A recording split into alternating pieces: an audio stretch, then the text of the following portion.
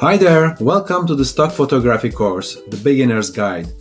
In this course, you will learn how to make money with your pictures in 5 easy steps. My name is Hakan and I'm a photographer based in Paris, France. You can learn more about my photography work on my website. And please feel free to reach out to me on Twitter or by email should you have any specific questions regarding my course. So, without further delay, let's get started.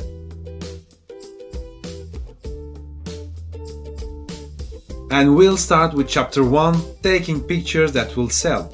In this very first section, you will learn how to take pictures that are selling and what not to take as a picture.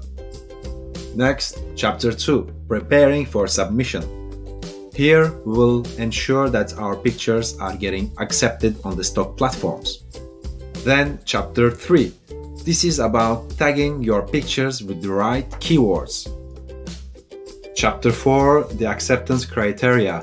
In this section, you will understand how your pictures are getting reviewed by the curating team behind the scenes.